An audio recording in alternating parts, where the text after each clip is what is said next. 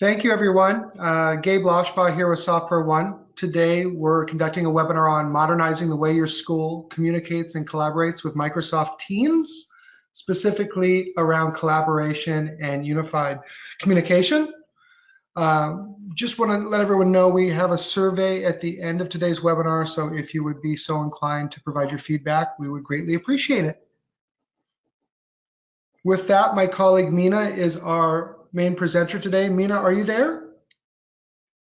Yes, I'm here. Perfect. So let's go ahead and meet the team. Forgive me. So myself, Gabe Loshbaugh, Abigail Kalupa is on the line as well. Mina will be the main presenter, and then one of our colleagues will be joining myself at ISTE next week, large education conference in Philadelphia. We'll be there the 24th through the 26th of June, and would love to see you at the Mawadi booth. Any questions you have, but we can talk about that a little bit later. With that, I'll turn it back over to Mina. All right, thank you. Thank you very much, Gabe. So first of all, I want to thank you all for taking some time out of your very busy day to join us. Teams is exploding across the enterprise as well as within the world of EDU. And there's a lot of chatter, there's a lot of questions. So we figured we would get out there and share as much information as we have. And make it specific to your workplace, to the world of education. So let's go ahead and get started. We're going to talk about, we're going to start off by talking about why teams and what cultural paradigms are essentially driving this change, this disruptive transformation in the world of unified communications. So today in the workplace, we have at least 5 different generations, and they range in their comfort level, in their experience, in their background when it comes to technology, right? We have those who come from the world of telephony, where all communications were done with through telephony. Then we have an entire generation of folks that were raised with technology and do not necessarily shy away from new methods or new ways to collaborate, just because we've been innovating very quickly in the last few years. So we also have a culture here, a greater subculture, where social media tools are at everyone's fingertips. They're top of mind for most. And so there's this push, there's this drive to bring all of that together and transform the workplace. And the hope is that we're going to be more productive, and at the same time, we're going to be more collaborative. And so enter within this space, teams as a solution to kind of bring that all together, that in order to essentially meet everyone's requirements, including bring your own devices, as well as the trends in the workplace that involve working remotely. So it's no longer me versus we. It's no longer local versus global. It's now routine moving into creative, right? And the disruptors, the people at the very forefront, at the cutting edge, have the ability to be creative, to be mobile, to be versatile, and to work closer as a team in order to really harness the power of your workforce. So in essence, what we're saying, the future of the work is already here. And if we're not adapting, if we're not changing, if we're not learning to exist in this world, we're going to be left behind, right? And you could see that essentially with the slow and steady transformation of technology up until, probably this past decade, which then essentially sped into almost a yearly transformative change. So how does Teams fit into your greater transformation, your greater focus on teamwork and collaboration? Well, in the world of Microsoft, when it comes to Office 365, Microsoft is looking at it from a 3-pronged approach, right? At the very core of your communication is your organization, your communications with the different constituent groups in your organization. Traditionally, that's been email, binding one-on-one communication, or sometimes large groups. But email has its deficits. It's got its shortcomings. So enter the inner circle level of communication and collaboration. And this is where Teams really lives, right? Where it allows you to bring resources from across your enterprise, bring them together, virtually of course, and allow them to share ideas, to cross-pollinate ideas, to collaborate, to be productive, to create, really to create your business, whatever your business needs are.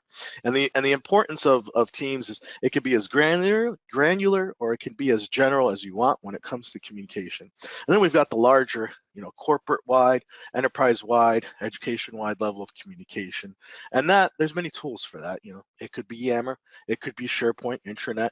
There's just several options. So within the world of Office 365, when you put these tools together, email via Exchange, collaboration via Teams, larger communication and file storage versus with SharePoint and Yammer, you essentially have a full circle of communication and collaboration, which allows you to transform your workplace. What about devices? BYOD is no longer the future; it is the present, and it's been those of us that are working in IT when it comes to EDU. You essentially have to deal with BYOD more than anyone. I spent 10 years before moving into the corporate world, 10 years working in IT for EDU, working for several different universities, and it's a very different world, the world of EDU IT. You have several administrators, several constituents that you have to answer to, whether it's the students, the faculty, or your admin staff, or your executives. Each group has a different set of requirements, has a different set of needs, and stuck in the middle is information technology, right? You essentially have to make sure that you can accommodate the requests, the ways, and the means that each group wants to do their business, and keep the whole show, keep all the lights on while you're doing it, right? So one of the most perfect examples of that is devices, and Teams has an answer to that. So whether you're going to use Teams simply for IM, presence, chat, and collaboration, and not for anything else, or whether you want to use Teams as a replacement for your PBX, your ancient legacy PBX, or maybe a VoIP solution that's overpriced or end of life, we have the devices for you. Handsets, room systems, bring your own mobile device, because the mobile app can run on almost any mobile device that's out there. Phones, headsets, you name it, it exists. The world of AV conferencing, the world of telephony as it exists within Teams is very robust, and there's many, many options. And the most important thing when it comes to devices, when it comes to giving your users options, is that no matter the means in which you use to collaborate and use the Teams, they are more or less the same exact user experience across the board. Whether you're walking into a room and doing one-touch join on a Teams room system, replying to a chat on your mobile phone or using the Teams mobile app, or sitting in front of your workstation and interacting with your fellow team members, it's all the same exact experience with a very mature and robust and easy to use graphical user interface. So how much headway has Teams made? Well, Teams is by far the single most popular workload in Office 365. There's over 500,000 organizations that are using Teams, 91 of the Fortune 100, several of the Fortune 200 and the Fortune 500. We know because we've brought them into the world of Teams. And now Teams is available in 181 markets, and it's growing with different languages. Teams Voice, or I should say Teams Phone System, which is the replacement to the PBX, has been growing astronomically in the past 2 years alone, with several users realizing, why should I pay extra to other vendors when I'm getting the licensing I need through Office 365 licensing for a phone system? And we've seen a radical transformation and a push in that space across both the enterprise and the EDU verticals when it comes to phone system. So what are the main goals of Teams? What does Teams allow you to do? Understand that when we're talking to EDU customers, we're really talking to two large, very different bases, right? We're talking to IT, EDU IT. We're talking to most of you guys, your engineers, your directors, your CIOs, who are responsible for both the administrative side and the faculty side. But we're also sometimes talking to representatives of the faculty, or IT folks that answer to the CIO or the CTO, but they also act as a bridge to the faculty and students. And those needs are sometimes very different. right?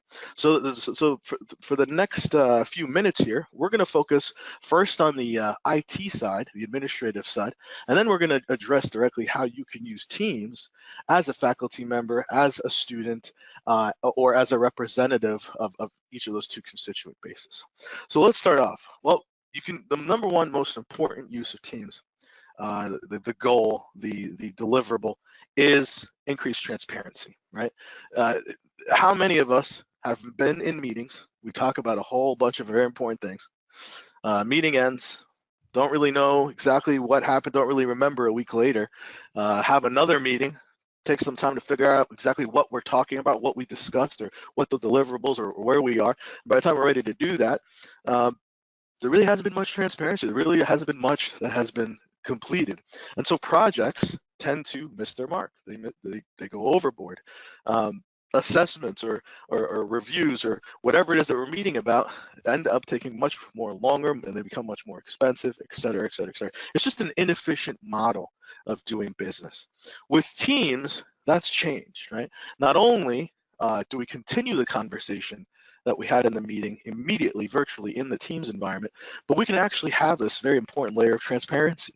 Let's say there were 5 action items that came out of that meeting. We can essentially go to our Teams, we can tag those specific people, make sure that we're tracking those tasks, make sure that people have consistent updates, so that in between the meetings, work is being done. Things are moving, we're moving forward with our goals, we're accomplishing, we're being more productive, being more efficient. We're going to show you that when we move into the demo portion of this presentation, right? And that's key.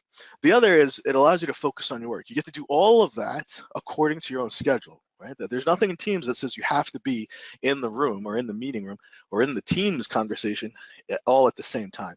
People can come in and out of the collaboration suite, have those conversations as they see fit, and really it's up to them. The way that they work, it accommodates the way they work, the way that they interact, and at the same time, it's moving the ball forward, which was really key.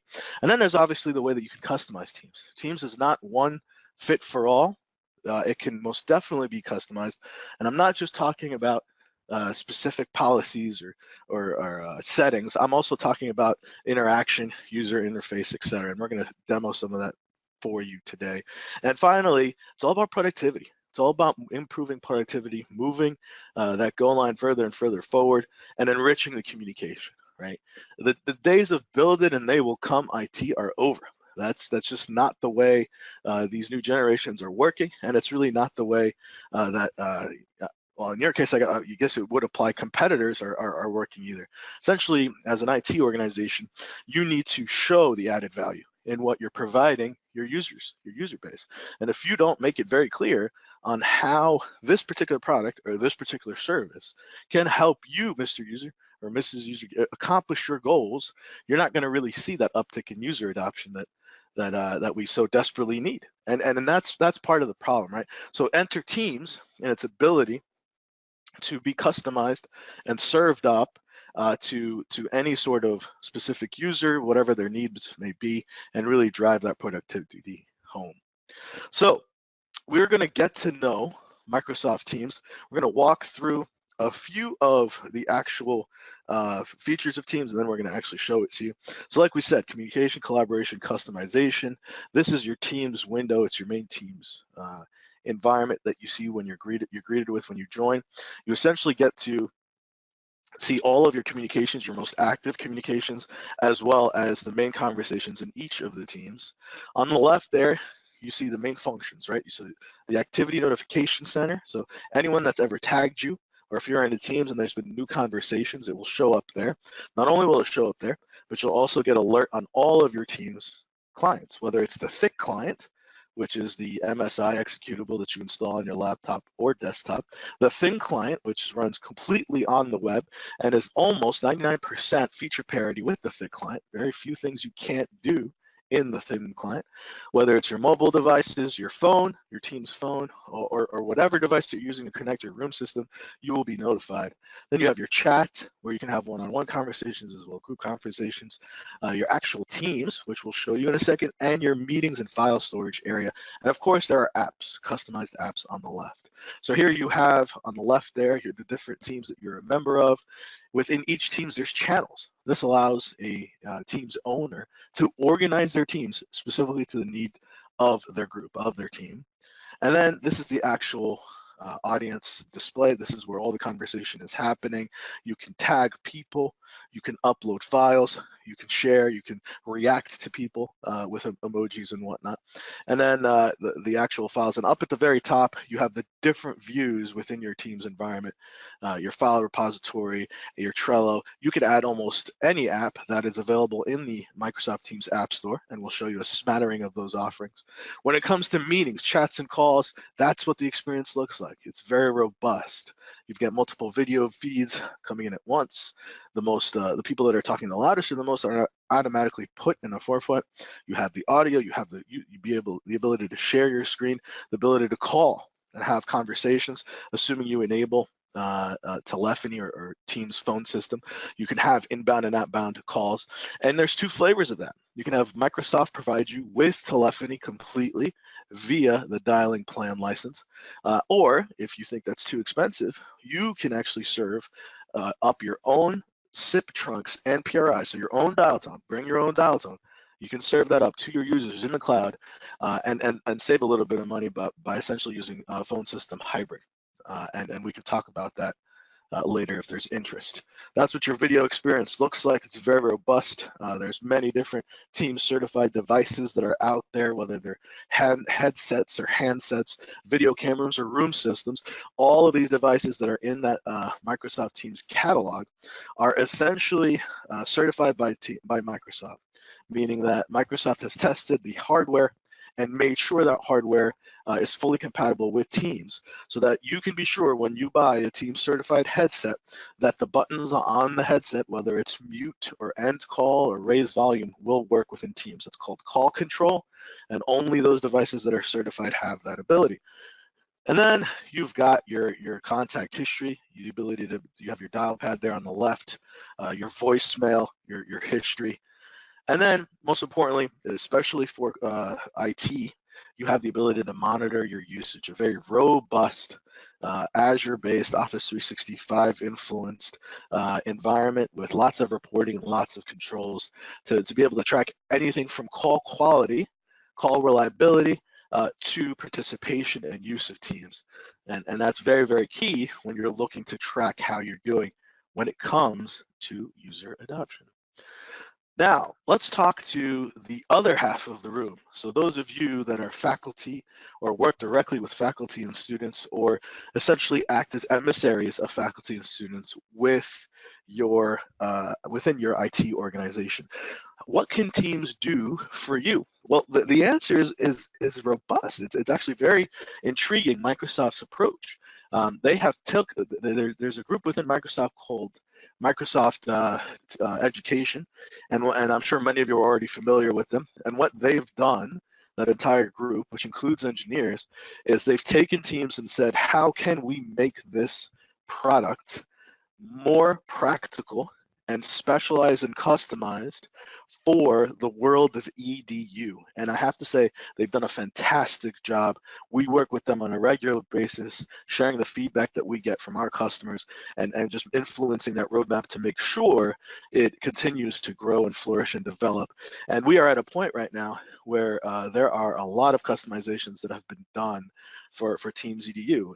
And how are some of our customers using Teams specifically within their space? Well, Teams can be used essentially to focus on the 4 C's. Everyone here should be familiar with them: communication, collaboration, critical thinking, and creativity, right?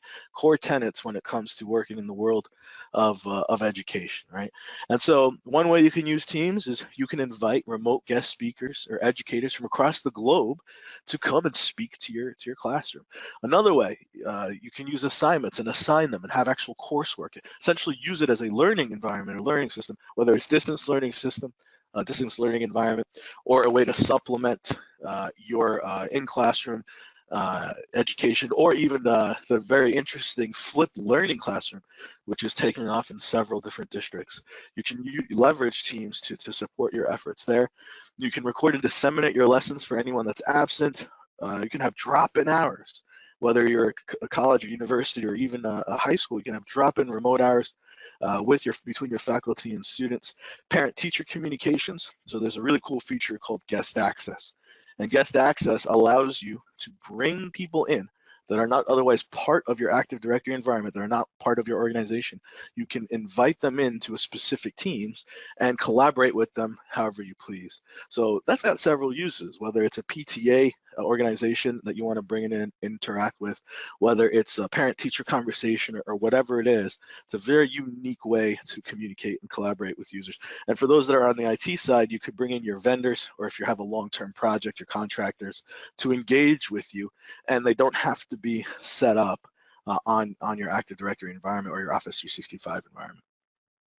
There's also a very specific template for cross-school professional development, and even sport-centric organizations. If you have a booster club for your football team or whatever it is, project management integration, we can go through all of these, but there are so many different ways, customizations that have been made in order to work for education.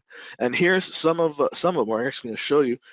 There are on the left there are 4 different teams. So when you're creating a team, you get to choose what type of team it is, and it has a template, right? So are you going to use teams for classes? You choose that, and it sets up your template, and then allows your user, goes through a wizard to set up their coursework and their quizzes and their exams and the follow-up and the grading rubric, etc.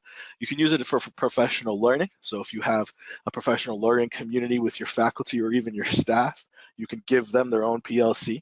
What about staff members, administrative staff members, project management, IT, accounting, etc. And then just the anyone template, which is the default that you see. On the right are all the different apps that you can actually integrate within your team's environment. They're specific to the team that's been set up. So you can get Power BI reporting. You can, for those of you that use Trello for project management, there's lots of mind mapping, which is mind mapping tools that are very common in the education space. MindMeister is there. I mean, it's very robust. It's constantly growing, the app environment. I have to say, no 2 apps are created equal. Some apps are very, very good with their integration to whatever that third-party service is. Some apps are not. That's because what Microsoft has done is opened the Teams backend, the Teams backend code via the Graph API, and has allowed a whole bunch of developers to come in and create custom tool sets that you can then integrate with Teams. So let's see what does courses look like. There you have it.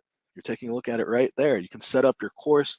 You can set up your assignments. You can actually hold an online course if you wanted to schedule it, and it goes out to everyone's email. You can actually do your entire week of scheduling, your lesson planning. You can do it all within the assignments pane in Microsoft. You can even take a look and take attendance and change how you're going to set up each resource. When it comes to assignments, for your daily assignments, your weekly assignments, you can not only have them submitted through Teams, but you can also grade them and track them and just make sure that you're following up with your students as necessary.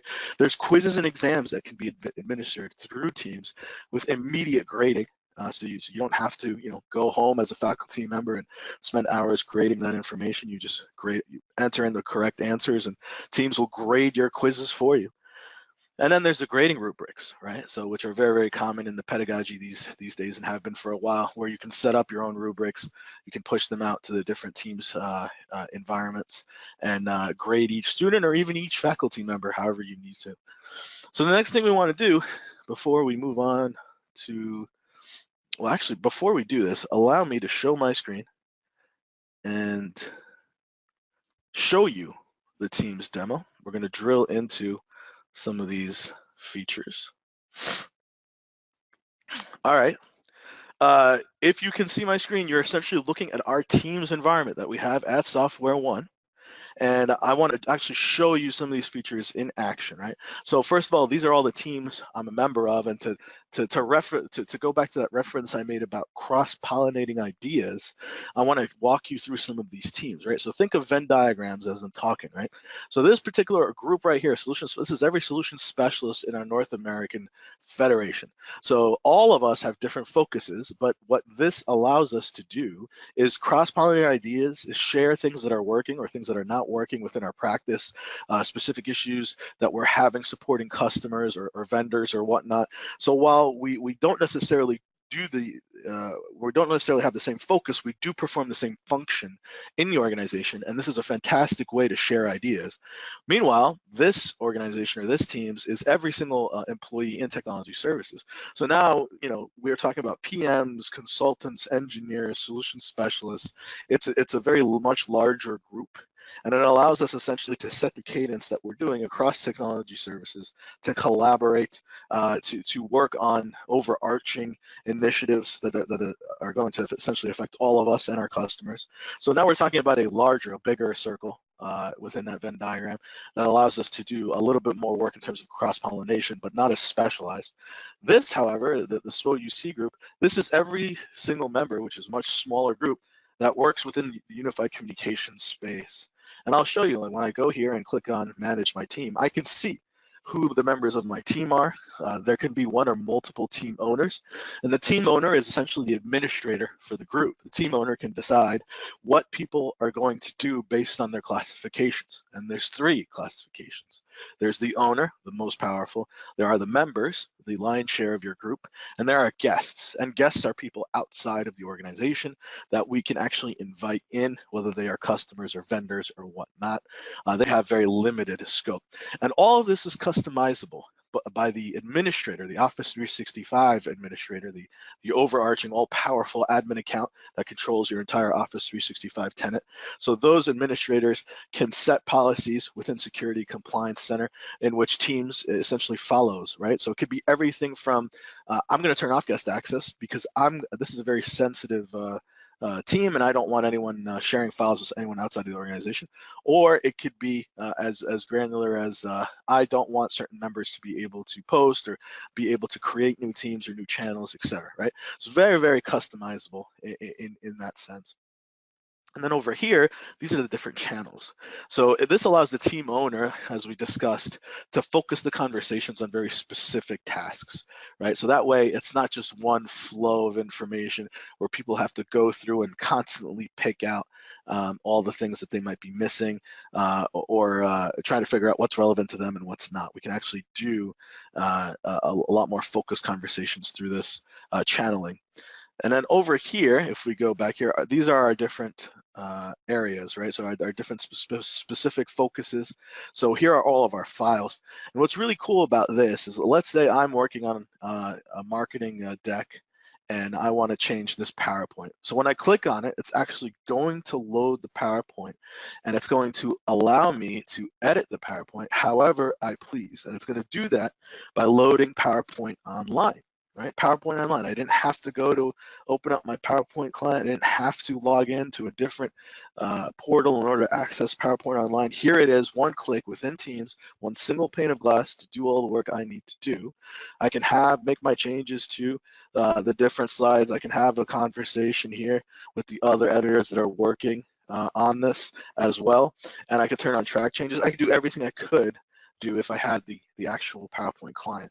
And this is the same for Word, it's the same for Excel, and other doc types that are in the Office 365 suite. Do you see this button right here? Pretty interesting button, right? It says open in SharePoint. Why is that the case? When I press that button, what it's going to do is it's going to take me to the SharePoint file repository that is acting as the back end for Teams. Right?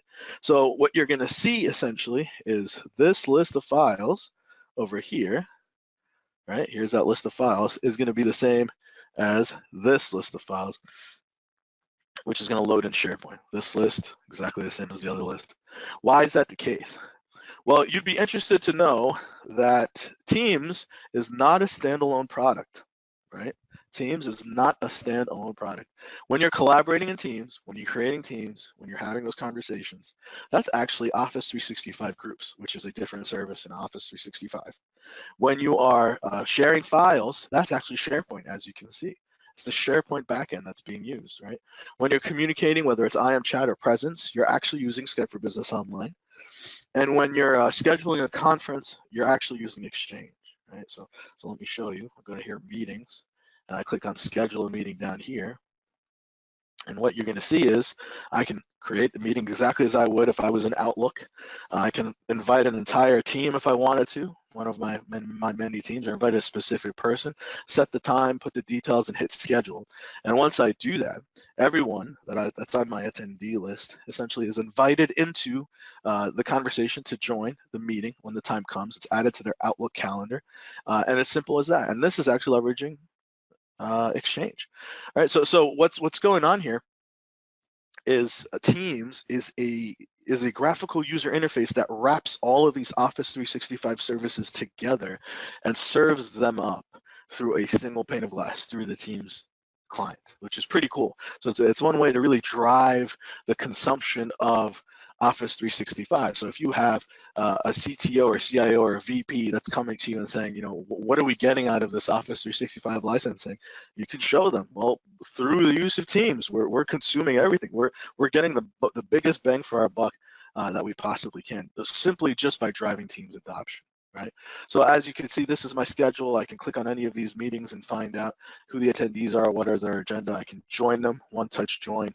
If you have audio conferencing enabled or that audio conferencing license assigned to that specific user that's creating the Teams, they will be able to have this, which is a dial-in number that other folks who don't want to use a Teams client, even a thin client, which is very easy to use and free, they can actually dial in the traditional way. Speaking of dialing in, here is my call center. I can make my calls, I can check my voicemail, I can pick someone out of my contacts, and I have options, right? I can either have the conversation with them, video conversation by clicking this button, an audio conversation. I can share my screen, I can chat, I can add them to my speed dial. If they're in my organization, that's going to be a Teams to Teams call, meaning it's not going to go through the PSTN, it's not going to go through telephony.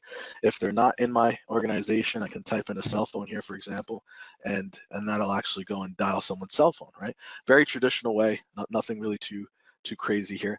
And then finally, I have my files, right? So this is my personal OneDrive. I can attach my OneDrive to it. I can share those files how I wish. I can push that file off into a team, right? And by the way, if I'm having a conversation with someone or if someone reaches out to me, I have no idea who they are. I can go here, and assuming I've probably configured my Teams environment, I can find out where they sit in the organizational chart, right? And just our organization is so big, we've got I think 4,000 or 5,000 employees now across several countries, so it's very hard to know who you're talking to, and I can just do that very easily. This is all my private chats, my one-on-one chats that I've been having with folks. I can revisit them. The cool thing about Teams meetings is when you have a meeting, let me switch over. So let's go here. We recently had a solution specialist Teams meeting, and the meeting is actually recorded. You can record the meeting. It records audio, it records video, it records what's being shared, the chat, everything is recorded in that video. Of course, everyone is told that the meeting is being recorded when recording is activated. And then it is essentially packaged via a service called Microsoft Stream. And that package then is presented to the presenter, and then they can choose who to share that recording with. They can make it public, or they can make it available to a specific channel, or they can make it available to very specific people. And if anyone wants to recall what happened during a meeting, they can hop in here to their chat activity or to their stream and play the video or the recording, and it's done through Microsoft Stream. The meeting space is very robust. Let's see if I can demo that real quick. The meeting space is very robust. It essentially allows you to do everything. For those of you that are familiar with Skype for Business, it allows you to do all of the functionality that you're used to in Skype for Business. So here I am about to join the meeting. I can join with the video and the audio on or off.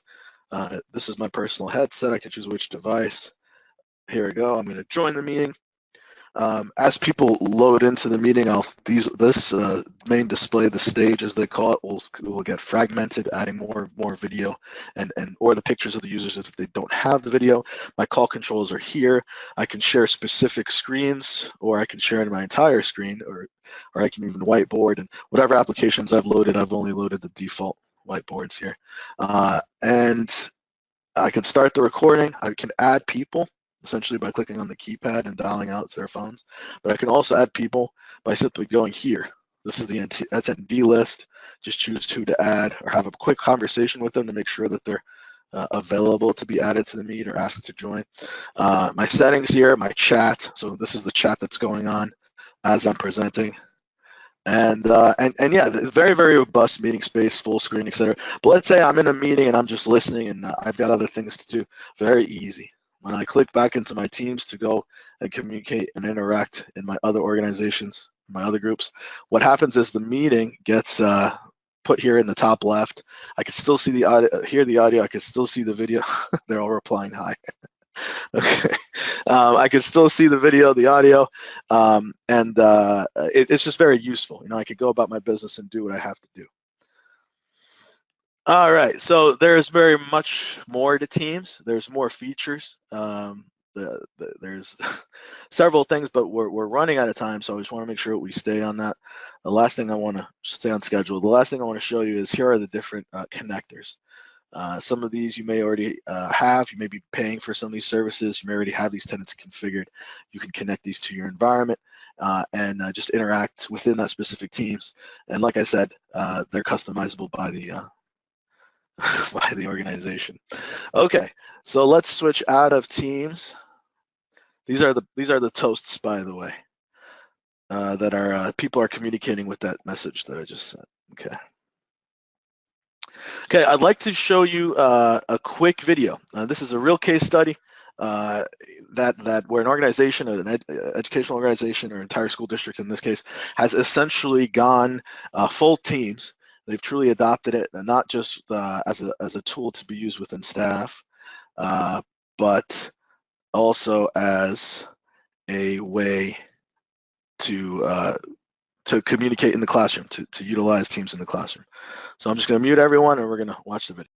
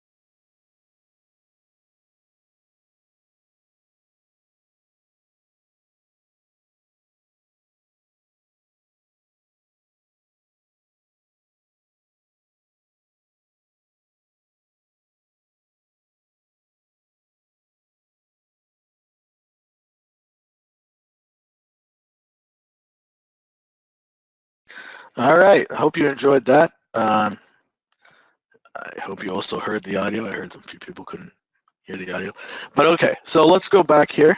Excuse me. I'm going to share my screen again.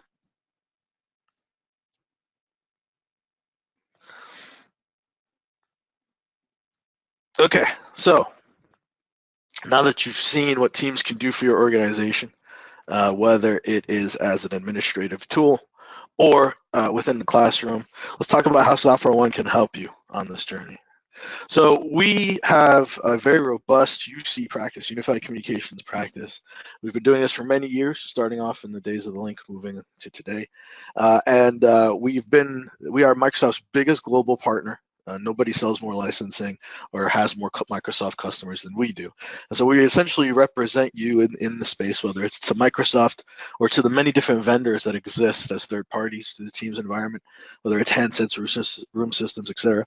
And we have what I would say, having been in this specific field for almost a decade now, is that we have the best consultants in the entire business. We cherry pick them from Microsoft. They know what they're doing. Many of our customers are Fortune 100s and Fortune 500s, and we are looking to increase our customer base in the EDU space. I mean, if you are here, you're most likely already a customer of ours through Gabe or Abby. So you know what we can do for you. And we have done this long enough to know where all the potholes are, to identify the best practices, to hit the ground running, and really be able to be nimble, versatile, adaptable to your needs and what you need to do, whatever your project is. And we have a threefold approach when it comes to deploying any workload, right? Because we do more than just Teams and UC. We do Office 365, we do Azure, we do AWS, whatever it is, and we're going to be doing Cisco now very soon. Whatever it is, we can handle. But we follow the same pedagogy, if you will, right? So it always starts off with an advisory. We want to talk to your customer base, your user base. We want to talk to your administrator. If you want to talk to your faculty, your staff, even your students, assuming you're going to bring students into the Teams environment. We want to identify what your security posture is. So whether it's the security folks, the firewall folks, the network folks, the user adoption folks, the people that'll be training your user base, your different constituents, whoever it is, we want to bring them all in. We want to have those conversations with them.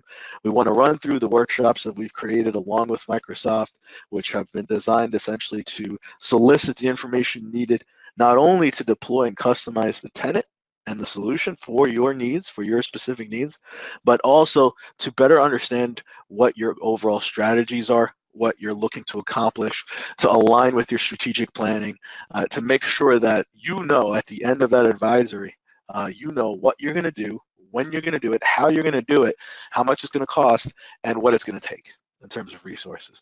And that is very key, right? Because if you do the planning up front, based on our very long experience, you're not going to have any issues or very few issues when you come to deliver, because you've taken the time to essentially uncover all of the potholes or the risks and address and mitigate them as best as possible. It's also during the advisory that we really want to look at your environment, your networking environment, your user environment, as well as begin the user adoption strategizing. We are at a point with this technology where it's not the tech itself that's going to fail us if we're going to have any issues. It's actually going to be one of two things that we see most common. One, the network or the environment has not been customized or optimized for the use of real live audio and video the way that Microsoft has deployed it in your environment. What do I mean by that?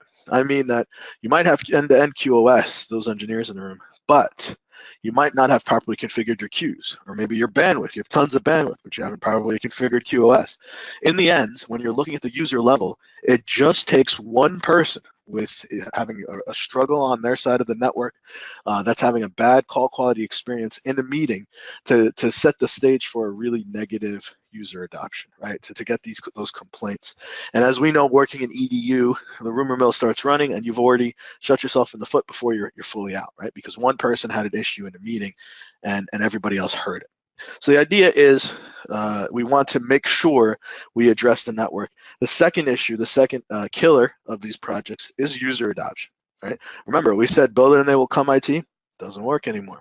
So we need to make sure that we're showing the added value and we're displaying it and we're demonstrating it. And most importantly of all, especially with the newer generations, no one knows that better than EDU, even more than the corporate world, I would say. Most importantly of all is getting their buy-in, giving them a personal stake into the solution, so that they feel as if they're champions or they're part of the solution itself and not the ones that are being looked at to essentially absorb it. And when you do those things and you do them right and you customize them, it's a lot of work up front, but in the end, you get a very, very, very rich, high amount of user adoption that you can track and know that you're not wasting your efforts here by the solution, right?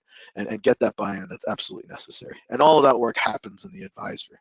Then you've got the delivery. So now that we've essentially got all of the information we need, everything from the specific settings, the PowerShell policies, everything that we need to configure your tenant, we actually do the work, we continue the user adoption prep, and then we transition. So deploy the solution, test it, make sure it's 100%, work on our communication plans, work on our user adoption, and then we begin to migrate the users. And then when it's all done, we support you, and we want to continue that support. So for bigger shops, you might not need managed services. You might be able to handle the administration of the system on your own.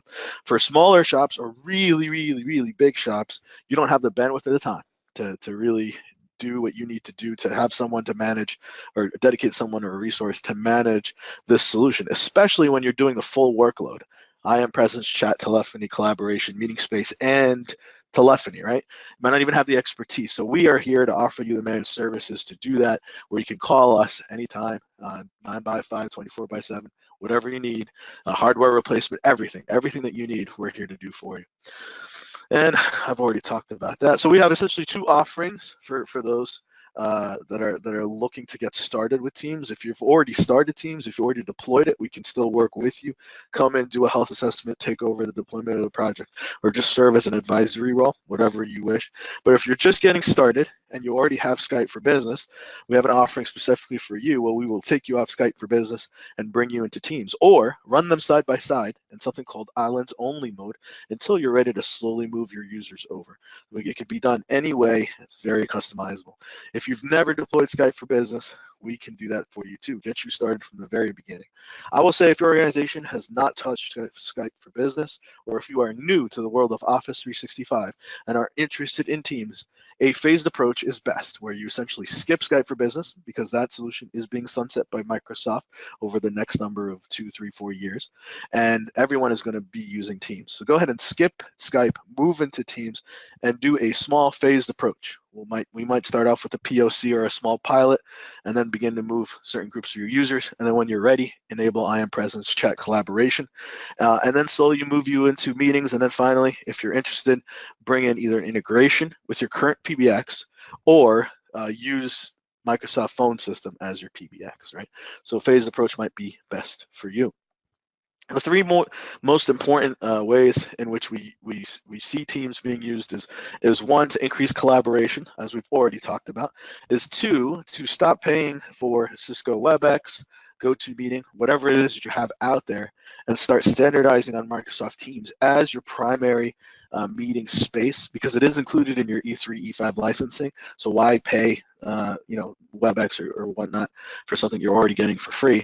And then the very last thing is the phone system, the telephony. When organizations are taking a look at their options, assuming they're end of life on their PBX, or they're looking for cheaper options, it doesn't really make sense if you're getting a phone system included in your Office 365 licensing to pay someone else for it. So there's dramatic cost savings when you're switching over to phone system for your PBX, for your telephony needs. Again, it's part of your licensing. Why pay someone else exorbitant fees, whether it's hardware or refresh or licensing, when you're already getting it, right? So that's really the world of Teams at a very, very high level. We tried to go into detail as much as possible on the things that might be relevant to you. The next phase, before we take questions, is I'm going to bring Gabe and Abby back on, and they're going to talk about how, since they deal directly with our customers and they own those relationships, they're going to talk about some examples in which, real life examples in which they've used Teams or helped organizations or in the education space achieve their goal within Teams. So Gabe, Abby, if you can hear us. Yeah, thanks so much, Mina, and what awesome content that you shared. I really appreciate everyone taking the time to kind of go through how you see can benefit each organization. So thanks so much for sharing that. So just to kind of give everyone an example of how UC has benefited, one of my personal customers is, everyone, all my customers that are right now know that I'm local to Wisconsin, and we actually had a local organization down in Illinois who were looking to, they had just purchased the A5 licensing, and they had reached out to me and to see really how they could then move their on-premise Skype to the cloud. And so what Software One did is Mina and I had a scoping call with them and actually got them into what Mina had talked about before was our business productivity advisory engagement. And so the primary objective with them was to migrate the customer's enterprise from on-premise Skype for Business 2015 with no enterprise voice deployed to Teams with Microsoft Phone System in order to replace their legacy PBX. And with the BPA engagement, we demonstrated how the organization could improve their chat, and then the collaboration piece, which I know Mina had talked about, was one of the most important reasons why customers do choose to go to Teams. Not only that, was with the teamwork, voice meetings, and video for seamless communications. And we're actually helping even right now to assist with actual deployment of Microsoft Teams. So it's just been a great way that Software One has been able to go in and work with that organization, because a lot of schools already are paying for that A3, that A5 deployment, or excuse me, the A3, A5 licensing. So what we want to do is help you utilize that component of Teams. And so if you ever have any questions, or, if you want to go ahead and speak with that organization, I'm sure that they would be more than willing to have just a call and kind of walk you guys through how Software One has been able to come in and assist with that. So I'll go ahead and turn it over to Gabe. Yep, perfect. Thank you, Abby, and thank you, Mina, for everything we've discussed so far. The big piece that I'm hearing and seeing from customers right now is, yes, we've gone to Office 365 over the years. Exchange is great. Skype's going away. What's next? What's this Teams thing? And I'm having conversations every day around this. And these are conversations with, Ivy League institutions that are customers of ours, prestigious K-12 and larger universities on the West Coast, possibly on the line today, a preparatory school in Dallas. Hi, Gray. We're really seeing that across the whole spectrum and marketplace. And Microsoft is really invested in Teams moving forward as well. So from an A3 moving to A5 perspective, if you have any type of legacy PBX you're looking to explore to go to a full VoIP solution or something in the cloud, we are experts with this. And we have a long history and tradition working with academic institutions, currently discussing things with an online school out of Pennsylvania where they have 700 remote faculty and staff. And I think a solution like this might just be perfect for them. Again, we will be at ISTE next week at the Movavi booth 3063 or 3063, myself and Delfino. We'd be happy to discuss any of what was brought forth today. Mina? All right, so before we break, although we are almost at the top of the hour, we do have a few minutes for questions. So Gabe, do you want to moderate that session? I certainly do. And Abby, we're going to go with the questions that the attendees have first. And the original question was, how does Teams overlap with Basecamp? Okay, take a minute, sure. Yeah, so Basecamp, really cool project management / communication platform. In some ways it's a competitor to Teams, in some ways it is not. I'm not sure if there's a Basecamp connector. If there is, what you'd be able to do is to leverage the best of both solutions, bring them in together, install the connector within your Teams, and really essentially use what Basecamp is best for, which is, I guess, more project management / task management, etc. And then also use the collaboration features in Teams. So I will say that the app space is being constantly updated. More and more third-party providers are creating apps and connectors, and maybe Basecamp is there. Whoever asked that question, remember, everyone here is entitled to a session where we're going to sit down and talk about your specific strategies and needs, and see how Microsoft Teams can meet those requirements. So we can definitely talk about that on one-on-one when we meet. Yep, thank you. That's what I was thinking as well, is that's more of an action item discussion. Question 2, is there any form of scheduling assistant in Teams for scheduling meetings? I'm going to assume we're talking about a way where you can figure out people's schedules within your organization and then find out the best time that works. Well, remember, Teams works exactly it's closely integrated with Exchange. So let me hop into my Exchange real quick. And you don't need to schedule Teams the way a Teams meeting the way I showed you. You can go into Outlook. Can you still see my screen, Gabe? Yep. Okay, Yep. you can actually. Yep. Thank you. You can go into your Outlook client. You can go into your scheduling, your calendar up, and if you see right here, there's a plugin, there's an add-in. When I click on that, it's going to add my Teams meeting. I'm in a test tenant. If I was in my actual tenant, you'd see my my phone number, the dial-in conferencing number in here as well. And what you could do is invite people the same way that you usually do, that everyone's familiar that uses Exchange. And then you can actually look at their schedules, schedule assistant. And it'll pull up, you'll see what's going on, etc., and do it the formal way. You can also use the Office 365 schedule assistant, where you can like go in there, press a single button, choose the days, and you can send out your calendar to everyone that's outside of your organization, or that part of your calendar that's outside your organization that shows you're free busy without any specific information. So yeah, you can essentially use the built-in Office 365 and Exchange scheduling assistants to accomplish that goal. Perfect. Thank you, Mina. Third question, and I believe the last question from the attendees. How does this overlap with Cisco Spark? Yeah, I mean, if you're a Spark user, you probably know the benefits and the pros of Spark. Not going to knock it. It's a fantastic product. They're essentially competitors, I would say. The direct competitor on the Cisco side is actually a product called Cisco WebEx Teams. Yeah, I know. They called it the same as Microsoft. But when you look in the Gartner the leader pack, you will see that these three solutions in the top right. You'll see Microsoft Teams, you'll see Slack, and you'll see Cisco WebEx Teams, right? And so Spark is part of the Cisco suite. It's a very useful tool that when you're using Spark in conjunction with Cisco WebEx Teams, you have a very, very solid competitor to Teams. The only difference is Teams is built on the Office 365 infrastructure. What that means is, like we talked about earlier, Teams is several of the Office 365 products that are bundled together within one single graphical user interface.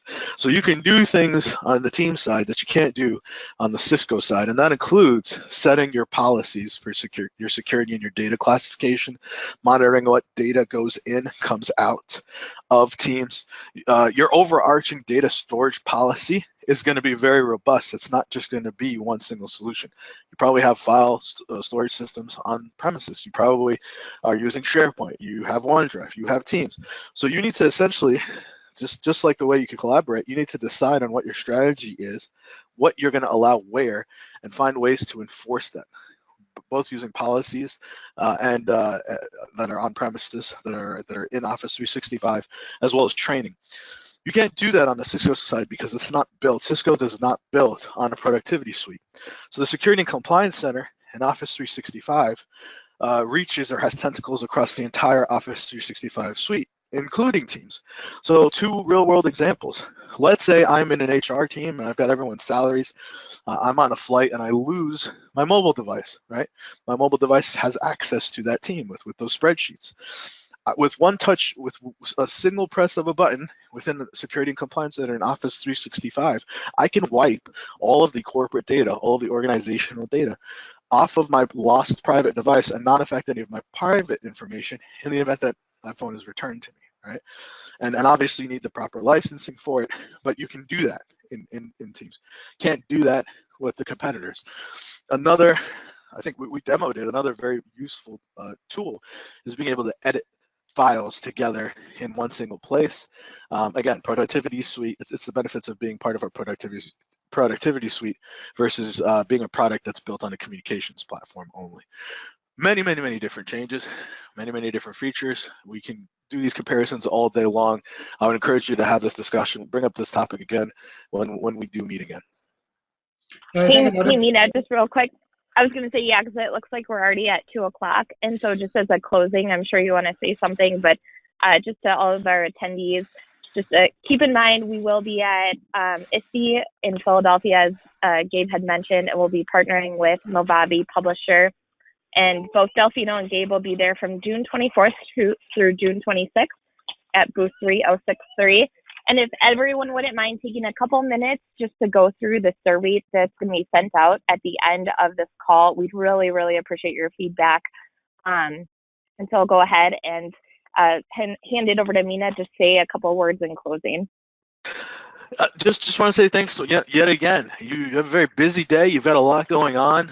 Yeah, the students might not be around, but this is your opportunity to make changes to your environment and move your strategy and upgrade your systems. I remember those times.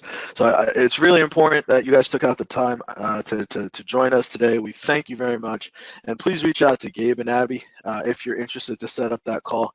Love to have a very specific conversation on what your team strategy is, or your UC, or your telephony, or even your Office 365 needs, whatever they might be, SharePoint, EMS, Intune, whatever it is. We're here to help you, right? You are our customers, and we want to make sure that we're there for you no matter what you need. So thank you so much for the opportunity, and hopefully we'll talk to you soon.